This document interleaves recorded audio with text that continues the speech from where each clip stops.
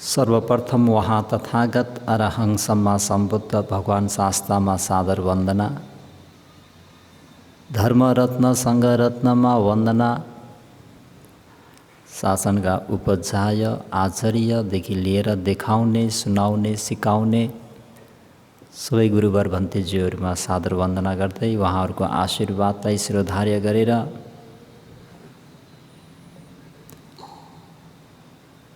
श्रोतागणहरूमा आज पनि मङ्गल सूत्र धर्मोपदेश भाग 62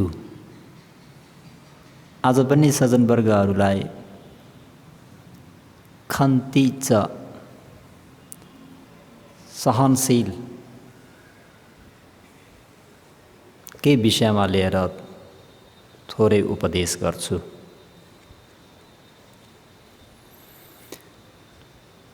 शान्तिको साधारण अर्थ सबैलाई अवगत भएको कुरा हो, सहनशीलता। तीन बोधिहरूमध्ये कुनै एउटा बोधिको लागि उद्देश्य गरी सहन गर्नु नै पारमिता गुणधर्म अनुसार भन्नुपर्दा शान्ति पारमी है। तीन बोधि भन्नाले सज्जनबिन, सम्मा सम्बोधि, पच्चेक बोधि, सावक बोधि है। तीन बोधि मध्ये कुनै एउटा बोधिको लागि उद्देश्य गरी सहन गर्नु नै के हो? शान्ति हो, सहनशीलता हो। भगवान शास्त्रले प्रशंसा गरिराख्नु भएका कुराहरूमध्ये शान्ति भन्ने गुणधर्म पनि एउटा जुन सहनु हो, उच्च गुण हो भनेर तपाईँ हामीहरूले धारण गरिराख्नुपर्छ। तर प्राप्त भएको दुःख कष्ट आदिबाट मुक्त हुनलाई उत्साह गर्न नसकी त्यसै सहनुलाई भने शान्ति भनिँदैन। किनभने सज्जनबिन्द, शान्ति भनेको प्रज्ञा विपरीत अवस्थाले पूर्ण गर्ने गुणधर्म होइन। शान्ति भनेको प्रज्ञा सम्पयुक्त भएको गुणधर्म हो। त्यसर्थ धर्म श्रवण, धर्म अध्ययन र दानशीलादि गुणधर्म पालन गर्दा जस्तो सुकै दुःख कष्ट आए तापनि त्यसलाई प्रज्ञा ज्ञानले देखेर जानेर त्यस गुणधर्मलाई पूर्ण गर्नको लागि आवश्यक परेमा आएको दुःख कष्ट सहनु नै शान्तिको प्रारम्भिक र आधारभूत लक्षण गुण हो भनेर बुझिराख्नु पर्यो। यसको प्रसङ्गमा लोमस नाग स्थविर यों परे तापनि लोकान्तरिक दुःख सम्झिँदै आफ्नो भावना रोक्दै नरोकिकन ध्यानमा अगाडि बढिरहनु भयो। भन्नुको तात्पर्य मौसम चिसो भयो, यों पर्यो, त त्यसरी चिसो हुँदाखेरि उहाँले कसरी मनस्वीकार गर्नुभयो त भन्दा यो चिसो भनेको केही पनि होइन, साधारण हो। यो चिसो भनेको लोकान्तरिक भन्ने जुन नरक छ त्यो अत्यन्त, यसको तुलनामा हजारौं लाखौं गुणाले चिसो भएको कुरालाई मनन गरेर आफूले गर्नुपर्ने जुन शील समाधि प्रज्ञाको काममा अरुट भइ नै रहनुभयो। भने कुनै कुनै समयमा फेरि अति नै गर्मी हुँदा पनि कसरी मनन गर्नुभयो त भन्नुहुन्छ भने सज्जनबिन, अविची नर्क सम्झी यो तापक्रम भनेको केही पनि होइन, यो गर्मी भनेको केही पनि होइन। अविची नर्कको जुन तातो छ, जुन तेज छ, जुन गर्मी छ, त्यसलाई सम्झेर त्यो अहिले भएको अलिकति तातो गर्मीलाई त्यो दुःख सहेर उनले आफ्नो कर्मस्थानमा अडिट भइ नै रहे। भनेपछि यो कुरा स्पष्ट हुन्छ कि जे जस्तो भए तापनि सज्जनबिन तपाईँ हामीहरूले शान्ति सहनशीलता भन्ने त्यो गुणधर्मलाई बढाएर लानुपर्छ। अन्यथा अभिज्जा अर्काको सम्पत्तिमा लोभ हुने, व्यापाद भनेको परहानि क्रोध हुने सम्म गर्न पुगिन्छ। कुनै चिसोको कारणले, कुनै तातोको कारणले, कुनै भोकको कारणले। तसर्थ यदि भिक्षुहरू भएमा चतुप्रत्ययमा अल्झिन पुगिन्छ। जब ज्ञानले बुझेर त्यसरी अभिज्जा व्यापाद गर्दैनन् वा चतुप्रत्ययमा अल्झिन जाँदैनन्, तब मात्र ती व्यक्तिहरूले सम्यक प्रयत्न खोज्दछन् वा आफूमा शान्ति बनाइराख्छन्। कतिले आफूलाई टोक्न मात्र आएको मच्छरलाई समेत पनि के गरिदिन्छन् भन्दा आफ्नो कर्मस्थान बिगारेर ट्याम्मै हानिदिन्छन्। सानो एउटा लामखुट्टेको टोकाइ पनि सहन सकिँदैन भनी जान भन्ने ध्यान कसरी सिद्ध गर्ने? है, ध्यानको निम्ति मन यति एकाग्र हुनुपर्छ कि सम्पूर्ण कुरालाई बिर्सेर चाहिँ एउटै आलम्बनमा मनलाई एकत्रित गर्नुपर्ने हुन्छ। है, त्यसर्थ लामखुट्टेलाई पनि के त भनेर ठ्याप्पै मारिदिनु, यसमा कुनै पनि सहनशीलता भनेको रत्तिभर पनि नभएको भनेर बुझिन्छ। तर गुणधर्म पालन गर्ने मानिसको स्वभाव यस प्रविधिबाट टाढा हुन्छ। है, त आफूलाई सर्पले टोक्दा पिण्डपातीका स्थितिले धर्म देशना र धर्म सवर्णमा बाधा हुन्छ भने त्यो विष पीडालाई सहेर बस्नुभयो। है, धर्मोपदेश भइरहेको छ। भिक्षुबन्दी लगायत सबै चतुपरिषदले धर्म सवर्ण गरिरहेका छन्। एक्कासी एउटा सर्पले आएर पिण्डपातीका नाम गरेका स्थवीरलाई डसिदिन्छ त्यो सर्पले। अब सर्प भनेर कराइदिउँ भने सबै त्यो धम्म हलमा सबै प्राणीहरूको मन सबै छरपष्टे हुन्छ। सर्प भनेपछि सबै चिच्याउन थाल्ने, फलाक्न थाल्ने, कराउन थाल्ने। त धर्मोपदेशमा बाधा हुन्छ भनेर स्थवीरले धर्म देशना र धर्म सवर्णमा बाधा हुन्छ भन्ने कुरालाई बुझेर त्यो सर्पले डसेको त्यो डसाइलाई, त्यो विष पीडालाई पनि सहेर बस्नुभयो। यस प्रकार दुःख र कष्टको कारणले गर्दा गुणधर्मको पालनमा विमुख नहुनु नै के हो त भन्दा शान्ति सजनबिन। आफ्नो शील समाधि प्रज्ञामा कुनै पनि हिसाबमा चाहिँ विमुख नहुनु। दुःख र कष्टको कारणले गर्दा गुणधर्मको पालनमा विमुख नहुनु नै के हो? खन्ती च शान्ति भन्ने मङ्गल हो। तर गुणधर्मको पालनको नाममा स्वयं क्रिएट गरेर, यानि स्वयं आफैले सृजित दुःख कष्ट खानु गएमा त्यो शान्ति हुँदैन।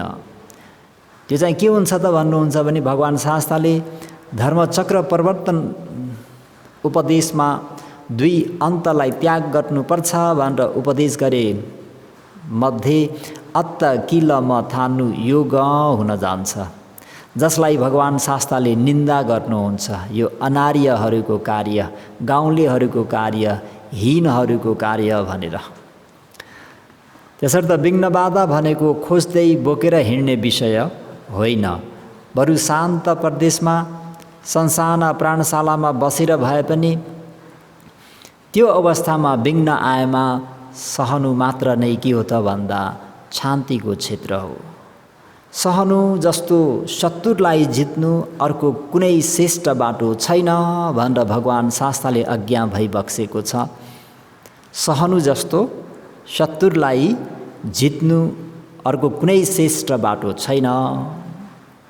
जसले सहन्छ उसलाई अरूले शत्रुभाव राख्न सक्दैनन्। अझ उसको जुन त्यो प्रतिज्ञा घृणा भाव समेत हराएर ऊ अरूको मन पर्ने हुन्छ। जुन व्यक्ति सहन्छ त्यो व्यक्तिलाई धेरै व्यक्तिले रुचाउँछन्। अझ उसको प्रतिज्ञा घृणा भाव समेत हराएर उसलाई धेरैले मन पार्ने हुन्छन्। शान्ति भाव भनेको व्यक्तिले सबैलाई मैत्री भाव राख्न सके झैँ अरूप्रति पनि अप्रमादी पनि हुन सक्ने भइन्छ। थोरै अभय स्थवीरको प्रसङ्ग जोडिएर धिग भाँडक अभय स्थवीरलाई बाटोमा भेट्नुभयो। दिग भणक स्थिविरले अभय स्थिविरलाई बाटोमा भेट्नुभयो। त दिग भणक भन्ने स्थिविरलाई धेरै नै लाभ सत्कार प्राप्त भइरहेको थियो। त त्यसरी दिग भाँडका स्थिविरको लाभ सत्कारप्रति अभय स्थिविरमा ईर्ष्या जाग्यो सज्जनबिन्द। भिक्षुमा पनि हुन्छ नि, कतिपय भन्तेलाई हरेक कुराको सुविधा हुन्छ भने कतिपय भिक्षुमा हरेक कुराको सुविधा हुन त्यति मिल्दैन, आफ्नो कर्म भएको हुँदाखेरि है। कतिपयका भिक्षु भन्तेहरू धेरै श्रद्धावान हुन्छन् भने कतिपयका भिक्षु भन्तेहरूलाई अलिकति गाह्रो अप्ठ्यारो पनि हुनसक्छ। त्यो आफ्नो आफ्नो पुण्य पारमी, आफ्नो आफ्नो अतीतको कर्म, आफ्नो आफ्नो यस जीवनको शील समाधि प्रज्ञाको पुण्य त्यो आफ्नो ठाउँमा छ। त्यसैले बाटोभरि अभय स्थिविरले के गर्नुभयो त भन्दा दिग भाँडाका स्थिविरलाई खुब गाली गर्नुभयो। एउटै बाटो भएर कतै चरिकामा जाँदै हुनुहुन्छ।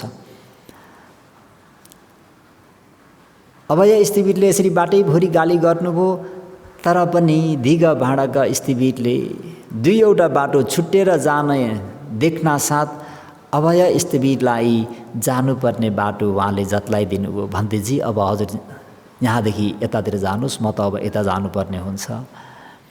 बाटो पनि देखाइदिनु भयो र साथै अब दुईजना आफ्नो बाटोतिर लाग्नुपर्ने हुँदाखेरि दिग भाँडाका स्थिविरले अभय स्थिविरलाई वन्दना पनि गरिबक्स्यो।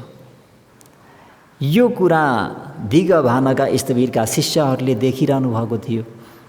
त शिष्यहरूले दिग भाँडाका स्थिविरसँग यसरी प्रश्न गर्छन्, त्यसरी बाटोभरि गाली गरेर पनि किन तपाईँले उहाँलाई बाटो देखाइदिएर वन्दना गरिबक्सेको भनेर उनका शिष्यहरूले सोध्ने गर्नु हुँदाखेरि दिग भाँडक स्थिविरको जवाब सुनाउन है। सहनु नै मेरो काम हो रे। म शाक्य कुलपुत्र भएको हुँदाखेरि यानि भिक्षु भएको नाताले मेरो काम नै के हो भन्दा सहनु हो। शिष्यहरू हो, मेरो काम नै सहनु हो। सहन नगर्नु मेरो काम होइन। प्रतिक्रोध गर्नु, फेरि जवाब दिनु मेरो काम होइन। मेरो काम के हो? सहनु हो। गाली गर्दा पनि मेरो चित्त कर्मस्थानदेखि बाहिर गएन रे। जुन चरिकामा जाँदाखेरि भन्तेजी स्मृति प्रस्थानलाई लिएर जानुभएको रहेछ है। यता अभय स्थिविरले उहाँको लाभ सत्कारलाई देखेर गाली गरिरहनु भएको छ। त्यसरी गाली गर्दा पनि मेरो चित्त कर्मस्थानबाट बाहिर गएन शिष्यहरू हो। यही नै मेरो सुलभ हो, यही नै मेरो लाभ हो है सज्जनबिन।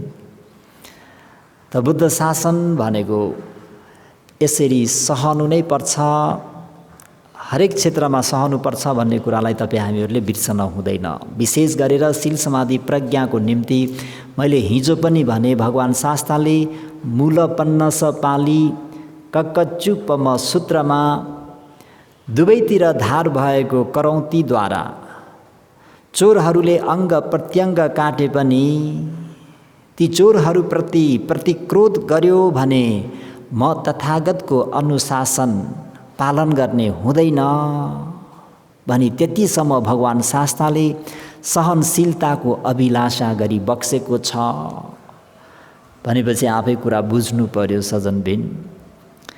कतिसम्म सहने त भनेपछि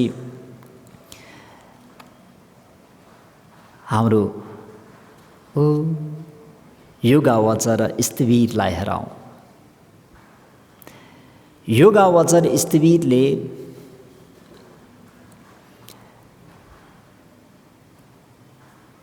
शील समाधि प्रज्ञाको काम निरन्तर राख्नु भएको थियो। त एक दिन स्थिविरलाई ध्यान अवस्थामा नै यानि ध्यान गरिरहेको समयमा वायु रोग उत्पन्न भएर आयो। सजनबिन ध्यान गर्दै हुनुहुन्छ, ध्यान गर्दा गर्दै पेटमा वायु रोग उत्पन्न भएर आयो तापनि ध्यानको विघ्नमा विचार गरेर सहेर नै वेदनामा नै विपश्यना भावनालाई वृद्धि गरिदिनु भयो सज्जनवर्गहरू है। ध्यान अवस्थामा नै उहाँलाई के भयो? वायु रोग उत्पन्न भयो तापनि ध्यानको विघ्नमा विचार गरेर त्यो उत्पन्न भएको वायु रोगलाई सहेर वेदनामा नै यानि 4 स्मृति प्रस्थानहरूमध्ये वेदनानुपस्सना जहाँ वायु रोगले उहाँलाई असह्य भइरहेको थियो त्यही असह्य वेदनाकै उत्पत्ति विनाशलाई, अनित्य स्वभावलाई, अनित्यलाई जान्यो भन्ने बित्तिकै दुःखलाई जानिन्छ, दुःखलाई जान्यो भन्ने बित्तिकै अनात्मालाई जानिन्छ, अनात्मालाई जान्यो भन्ने बित्तिकै यो अशुभ रहेछ भनेर पनि छर्लङ्ग हुन्छ। यो त्रिलक्षणमध्ये एउटा लक्षणलाई चाहिँ जान्न कोसिस गर्ने हो, एउटालाई जान्यो भने अरू पनि त्यतिकै आउँछन् भनेर पनि बुझ्नुहोस्। तर यसरी त्यो उहाँमा उत्पन्न भएको त्यो वायु रोगमा नै उहाँले विपश्यनालाई अभिवृद्धि गरिदिनु भयो। यसो गर्दाखेरि एकातिर त्यो वायुले उनको हृदय नै फुट्यो भने अर्कोतिर अनागामी मार्ग ज्ञान फल ज्ञानमा प्रतिष्ठित भइबक्स्यो। यदि उहाँले भगवान शास्त्रले उपदेश गरे मुताबिक शान्ति भन्ने धर्मलाई बिगार्दिनु भइदिएर चाहिँ मलाई चाहिँ वायु रोग भयो नि, म चाहिँ मरे भनेर तडपे नि भनेर त्यो वायु रोगमा चाहिँ उपादान मलाई भनेर मलाई भनेर त्यसमा शाश्वत दृष्टि घुसेको र उहाँले सहनशीलतालाई बिगारिदिनु भइदिएको भए उहाँ त्यो रोगले मृत्यु त हुनुहुन्थ्यो नै सजनबिन। किन प्राणी जन्मेपछि एक दिन के भइन्छ? मरिन्छ नै।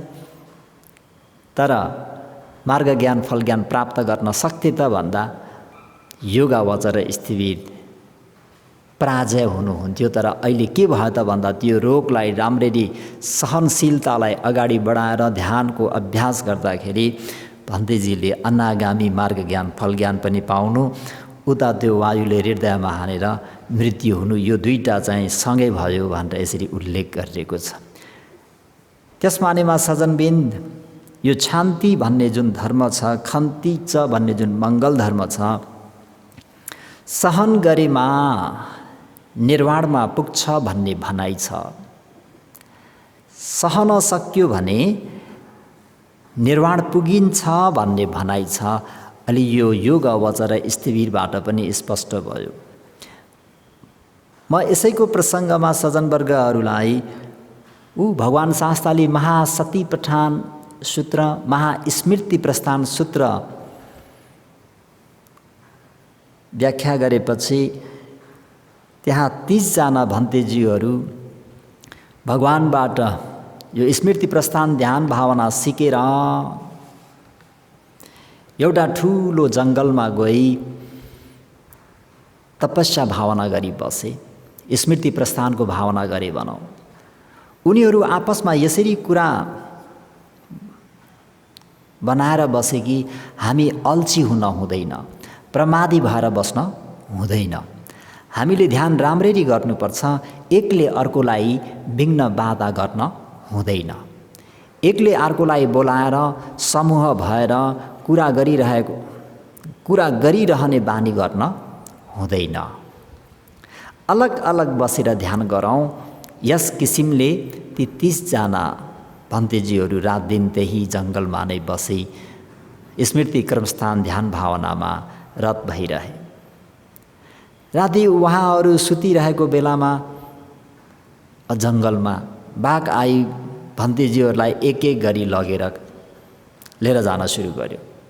लगेर खान्थ्यो बाघले आज एकजना भन्तेजीलाई लगेर खायो, भोलि अर्कोलाई लगेर खायो। बाघले त्यसरी खाएकोले धेरैजना भिक्षु भन्तेजीहरू के भए? घट्दै गए, सिद्धिँदै गए। कसैले पनि मलाई बाघले खायो अथवा बाघ आयो भने एक शब्द पनि उच्चारण गरेका थिएनन् सजनबिन्द। हे बुद्ध वचनलाई यसरी आदर गौरव गरेर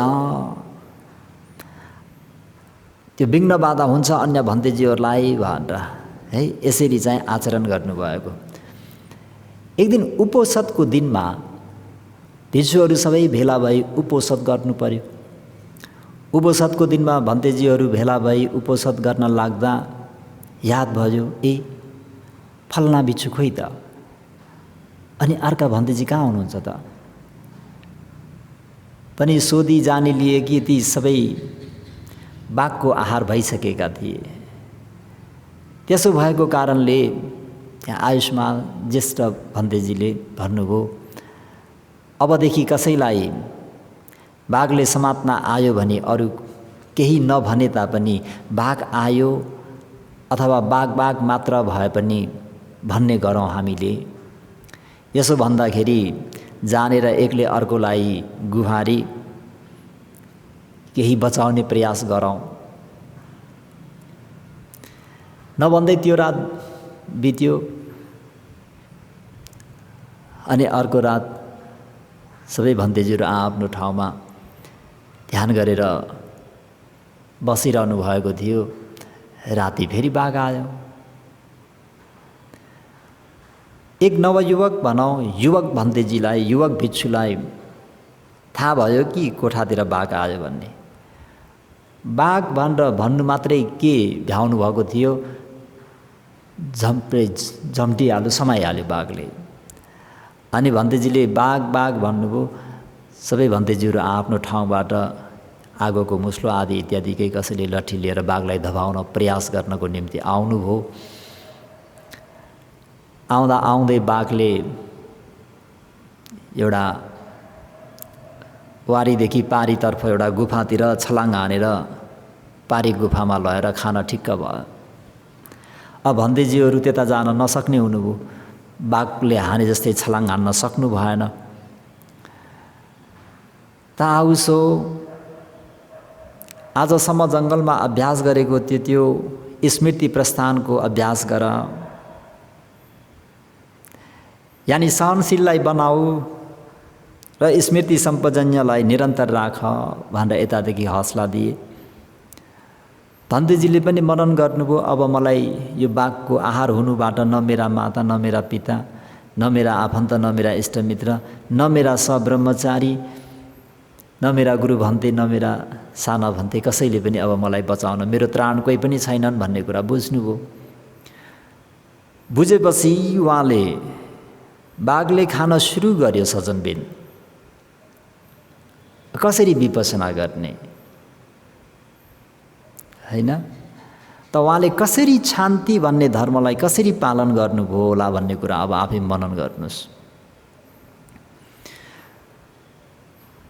बाघले प्राणै सहित अब उहाँलाई जिउँदै खाँदैछ त उहाँले चाहिँ आफ्नो त्यो एउटा सहनशीलता भन्ने एउटा धर्मलाई राम्ररी बनाएर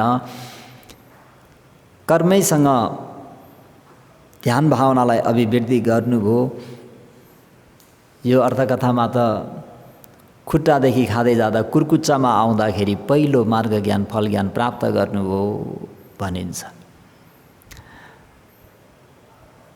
बाघले खाँदैछ, भन्तेजीले सहनशीलतालाई बनाएर धैर्यता धारण गरेर कुनै प्रतिक्रिया नजनाइकन बाघप्रति द्वेष, क्रोध, बाघलाई धपाउन प्रयास केही पनि गर्नु भएन।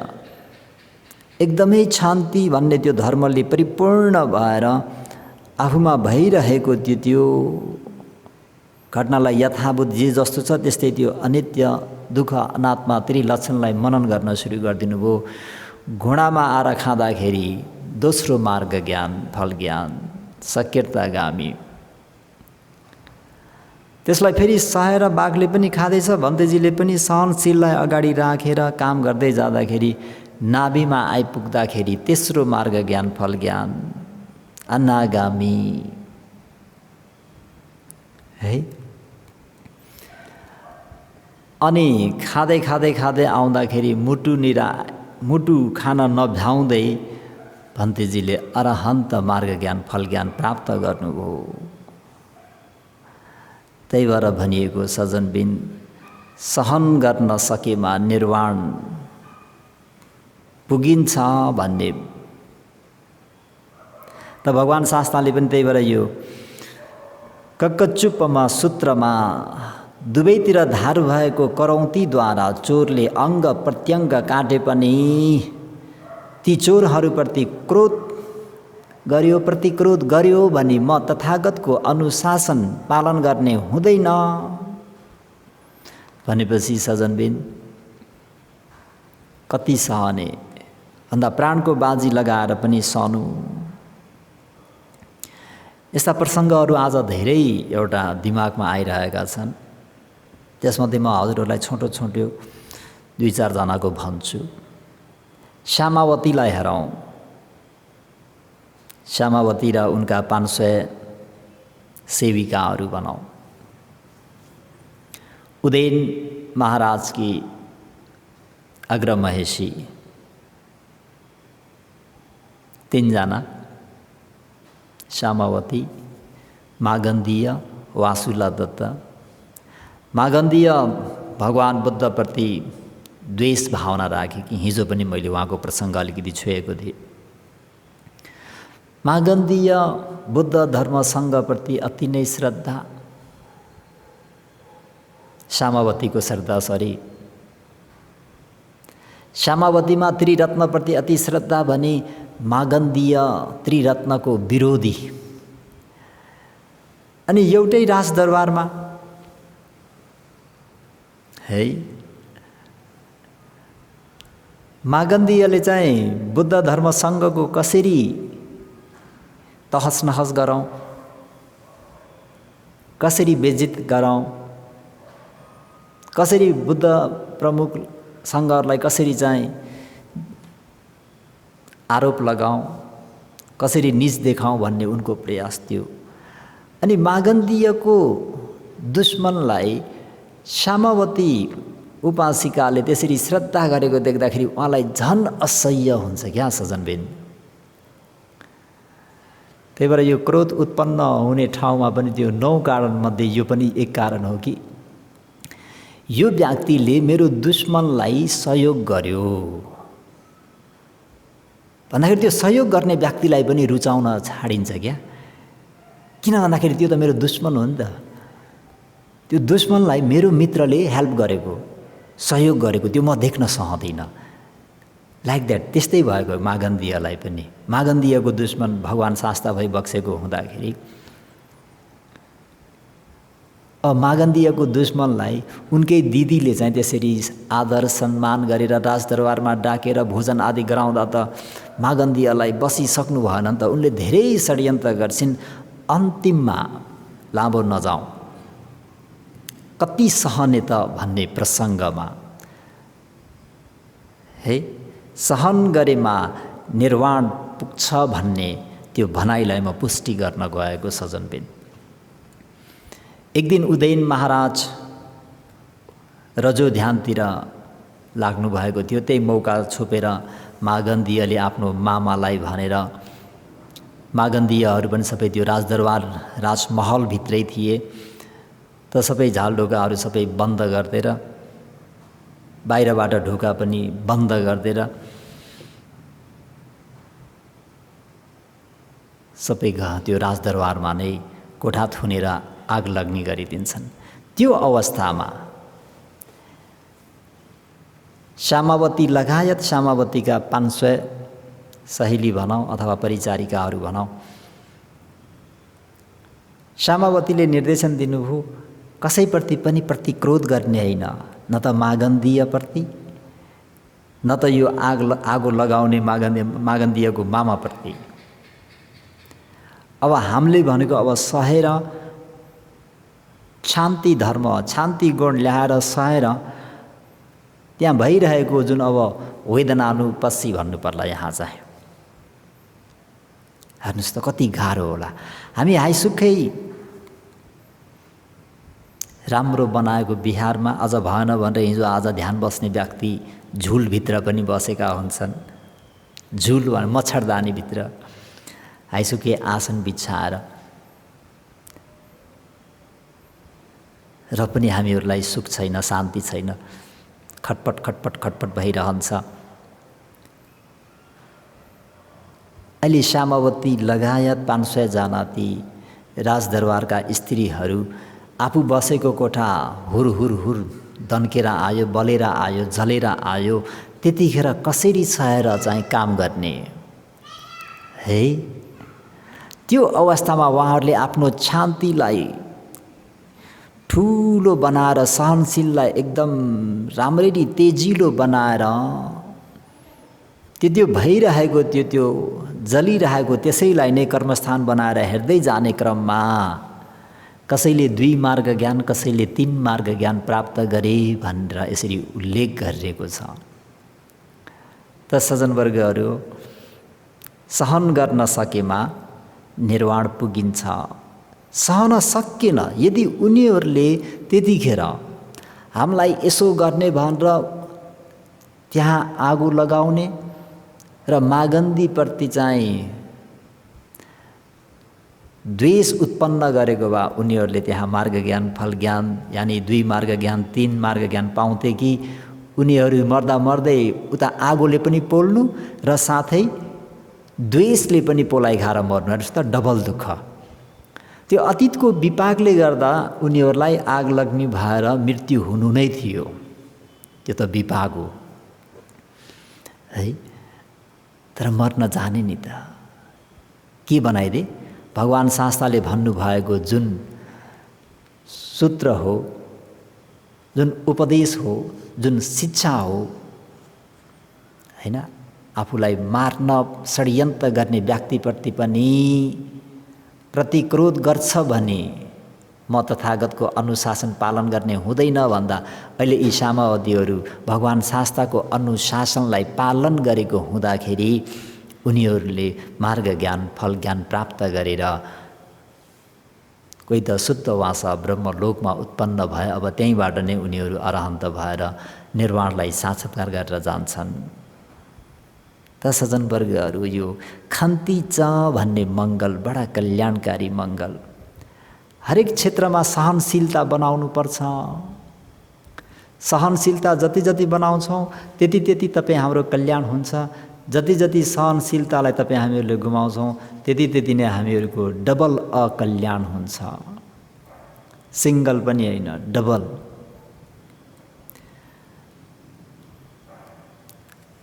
है रजोवाद जातक अनुसार हेर्ने हो भने सज्जनवर्गहरू, क्रोधको प्रतिकार क्रोधले गर्नु श्रेष्ठ प्रतिकार होइन। क्रोधलाई अक्रोधले जित्नु नै कडा हुनेलाई कडा स्वभावले जित्नुभन्दा श्रेष्ठ हो। हेर्नुहोस् त है,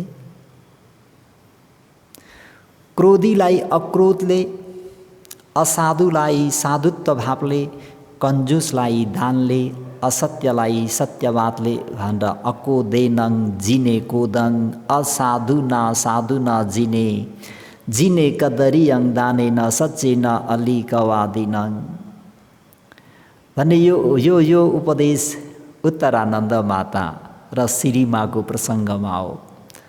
सबैलाई कथा अवगत भएकै कुरा हो। धेरैले सुनि पनि सक्नुभएको होला, कतिलाई सुनाउनु पनि भएको होला। है हाम्रो पूर्ण उपासकी छोरी उत्तरा, उनी आर्य हुन्। बुद्ध धर्म सङ्घको सेवा बिना उन बस्न नसक्ने, तर के गर्ने, वर्षयाममा उनले भगवान प्रमुख भिक्षु सङ्घको सेवा गर्ने अवसर नपाउँदाखेरि बुबालाई पत्र लेखिन्। बुबा, मलाई कस्तो कुलमा तपाईँले दिएर पठाउनु भएको, विवाह गरिदिनु भएको, यस्तो कुलमा विवाह गरिदिनु भन्दा त बरु मलाई दासी कुलमा नै बरु दिएको भए पनि त बेस हुन्थ्यो भनेर यसरी पत्र लेख्दा बुबालाई अति नै मन दुखेर बुबाले दान पुण्य आदि गर्नको निम्ति 10-15 हजार असर्पी पठाइदिनु भयो। त्यही 10-15 हजार असर्पी लिएर श्रीमा भन्ने नगर सोबिनीलाई आफ्नो श्रीमानको निम्ति लिएर आएर श्रीमानलाई सेवा गर्नको निम्ति श्रीमालाई सौंपेर आफू चाहिँ 15 दिनसम्म बुद्ध धर्म सङ्घको, बुद्ध प्रमुख भिक्षु सङ्घको सेवा सुसारमा लागिन्, उपोषद व्रततिर लागिन् है। यसो गर्दाखेरि अन्तिम दिनमा भनौँ 15वाँ दिनमा एकदम व्यस्त थिइन् उत्तरा उपासिका। बुद्ध प्रमुख भिक्षुसँगलाई भोजन आदि दान गर्ने सजनबिन हजुरहरूले 2-4 जना भन्थे, गुरुमा अरूलाई बोलाउँदा त कति सटरपटर हुन्छ होइन, के खुवाउने, के बनाउने, कसो गर्ने, कति दिनदेखि चाहिँ सेड्युल तान्नुपर्ने हुन्छ। त अहिले यहाँ बुद्ध प्रमुख 500 जना भन्तेज्यूहरूलाई अब उत्तरा कति व्यस्त भन्ने कुरा अब आफै हजुरहरूले मनन गर्नुहोस्। त्यो पनि भगवान् प्रमुख, कति मजा आउँछ होला है त्यो समयमा दान गर्नको निम्ति। त त्यसरी व्यस्त आफू नै साउनी भए तापनि चुलो किचनमा स्वयं आफै लागेर त्यतिखेर अहिलेको जस्तो ग्यासहरू नहुँदाखेरि अलिअलि खरानीहरू कोइलाहरू अलिअलि यताउति धस्सेको पनि होला अनुहारतिर। अनि उनको श्रीमानले झालबाट चियाएर हेरेर लहेर यो लाठी हाइसुक्ख नबसेर के गरे कि होली भनेर मुसुक्का हाँस्दाखेरि उता सेवाको निम्ति ल्याइएको नगर शोभिनी श्रीमाले पनि ठक्क त्यतिखेर हेर्न जान्छन्। के भइरहेको छ भन्दा त 2 जनाको हेराहेर भएर मुस्कुराएको देख्दाखेरि उनलाई ईर्ष्या भएको, ए मेरो श्रीमानलाई तिमीले उतो गर्ने लाइन मार्ने भन्ने खालको जस्तै। उनी त केही दिनको लागि मात्रै ल्याएको नि, उनले त्यो बिर्सिन्। आवेशमा आएर क्रोधमा आएर पक्तलाई जानेकी छु भनेर नारीहरूको स्वभाव जस्तै भनौँ ईर्ष्याले म तँलाई जानेकी छु भनेर आएर त्यहाँ किचनमा तताइरहेको त्यो तेल नै उगाएर चाहिँ खनाउन आउँदाखेरि त्यतिखेर उहाँले सहनु भएको। कुनै प्रतिक्रोध यदि प्रतिक्रोध गर्न चाहेको भए पनि त सुहाउँथ्यो नि, उनी मालिक नि हुन्, साउनी हुन्, त्यो केही दिनको लागि पैसामा लिएर आएको नगरी शोभिनी हुन्, 2 झपड हानेर पठाउन सक्थिन् नि अहिलेको तपाईँ हाम्रो भाषामा भन्दाखेरि। र पनि कति करुणा, कति दया, कति स्नेह, कति शान्ति। यी बहिनीले गर्दाखेरि आज मैले 15 दिनसम्म भगवान् प्रमुख भिक्षुसँगलाई भोजन आदि दान गर्ने अवसर प्राप्त गरेँ, उपोषदशील पालन गर्ने अवसर प्राप्त गरेँ। भगवान् प्रमुख भिक्षुसँगबाट धर्म देशना, धर्मोपदेश, अमृत उपदेशहरू सुन्ने अवसर प्राप्त गरे। यी मेरो ठुलो उपकारिणी हुन्। कत्रो मैत्री, मैत्री कतिखेर हुन्छ त भन्दा जहाँ शान्ति छ त्यहाँ मैत्री छ, जहाँ शान्ति छैन, जहाँ सहनशीलता छैन त्यहाँ मैत्री छैन। हे त त्यसरी उहाँले सहँदाखेरि उहाँको पनि कल्याण भयो। नभन्दै उहाँको त्यो सहनशीलतालाई देखेर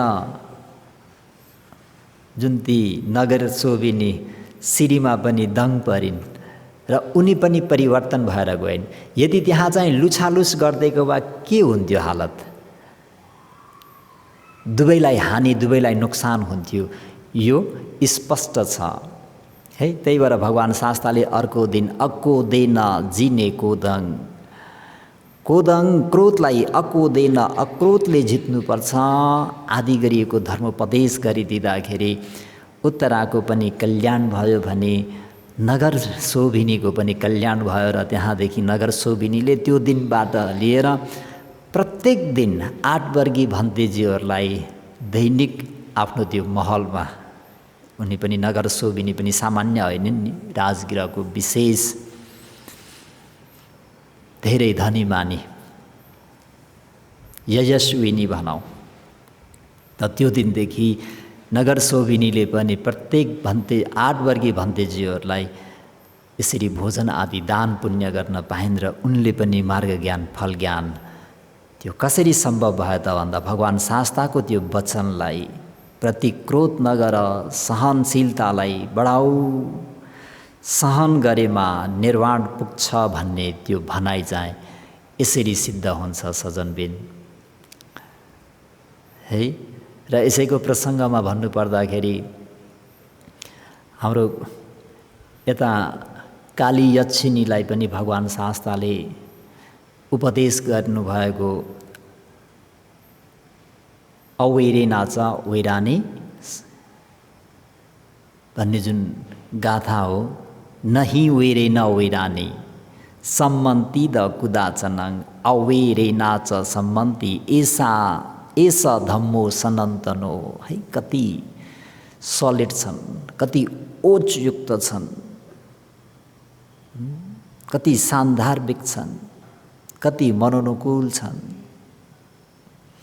कति कल्याणकारी बुद्ध वचन। नहीं वेरे न वेरानी, वेरानी वैरभाव कहिले पनि शान्त हुँदैन। त्यो आज मात्रै होइन, आजभन्दा 1000 वर्ष अगाडि पनि वैरभाव गर्नेहरू त्यो वैरभावले कहिले शान्त हुँदैन भने त्यो झन् त्यसरी नै एवं प्रकारले नै रिस बढेको बढे नै हुन्छ। आज पनि त्यसको नियम धर्म त्यही नै हो भने आजभन्दा 1000 वर्ष अगाडि पनि वैरीलाई वैरभावले जित्न सकिँदैन, क्रोधीलाई प्रतिक्रोधबाट जित्न सकिँदैन। है, भगवान शास्त्रको वचन, बुद्ध वचन, नहीं वेरे न वेरानी सम्मन्तिन्द कुदाचनङ अवेरे नाच सम्मन्ती एस धम्मो सनातनो। अवेरे नाच सम्मन्ती, अवेर प्रेम भावले, मैत्री भावले, स्नेह भावले मात्र त्यो वैरीलाई समाप्त गर्न सकिन्छ। त्यही भएर हिजो आज एउटा राष्ट्र र अर्को राष्ट्र के गर्छन्? सन्धि गर्छन्, मित्र, फ्रेन्डशिप होइन त? त्यो के त भन्दाखेरि त्यो वैरभावलाई शान्त गर्ने प्रयास गरेका सज्जनबिन्द। त अरू पनि प्रसङ्गहरू धेरै छन्। कति भयो समय पनि? समय त गयो जस्तो छ आज पनि त। है, त यो खन्ती छ भन्ने मङ्गल जति व्याख्या गरे पनि यस्तै हो। सुनाउ लाग्छ नै। भगवान शास्त्रको समकालीनको, भगवान शास्त्रले सहनु भएको, भगवान शास्त्रका अनुयायी भन्तेजीहरूले कसरी सहेर चाहिँ मार्ग ज्ञान, फल ज्ञान प्राप्त गरे, भिक्षुनीहरूले कसरी सहनशीलतालाई अगाडि लिएर गएर शासन गरे, उपासकहरूले कसरी सहनशीलता, शान्ति धर्मलाई हस्तगत गरेर बसे। अहिले भनेको यहाँ उपासिका 2 जनाको प्रसङ्ग आयो। श्यामावती उपासिका, उत्तरा उपासिकाहरूले कसरी चाहिँ यो शान्ति धर्मलाई हस्तगत हातमा समातेर आफ्नोले कसरी आफ्नो मङ्गल, अरूको मङ्गल कसरी साथ लिए भन्ने कुरा अझै पनि प्रसङ्गहरू त धेरै नै थिए सज्जनबिन। र पनि समय घडी सट्टै सुई घुमेको हुँदाखेरि बाँकी चाहिँ हजुरहरूले पनि आफै खोदाली हेरेर अझै आफ्नो मनमा प्रीति उत्पन्न गराउनुहोस्। है, त यसरी आफूले पनि सकभर शील समाधि प्रज्ञाको निम्ति दान गर्छु भन्दा विभिन्न विघ्न बाधाहरू आउन सक्छ। शील पालन गर्छु भन्दा त्यहाँ विभिन्न प्रकारको मारहरू आउन सक्छन्। समाधिको अभ्यास गर्छु भन्दा त्यहाँ पनि विभिन्न प्रकारका दुःख कष्टहरू आउन सक्छन्। त्यो क्षेत्रमा जे जस्तो विघ्न बाधा आए तापनि त्यसलाई सहन गरेर आफ्नो त्यो दान कार्य, शील कार्य, समाधि कार्य, प्रज्ञा कार्यलाई सिद्ध गर्नु नै खन्ती च भन्ने मङ्गललाई सबैले स्पष्टसँग बुझेर पुण्य भागं मिमं जन्यं सम्मं ददाम कारितं अनुमोदन्तु तं सब्बे मेदिनी ठादु सखिके एतावता च अम्मेहि सम्पदं पुण्य सम्पदं सब्बे देवानुमोदन्तु सब्ब सम्पत्ति सिद्धिया भवतु सब्ब मङ्गलं रक्षन्तु सब्ब देवता सब बुद्धानु धम्मानु संघानु भावेन सदा सुखी भवन्तु ते इदं मे पुण्यं आसवक्षया वहं होतु इदं मे पुण्यं निब्बानस पच्चयो होतु इदं मे पुण्यं सब्बे सतानुमोदन्तु सुखिता भवन्तु। साधु साधु साधु। मंगल होस्, मंगल होस्।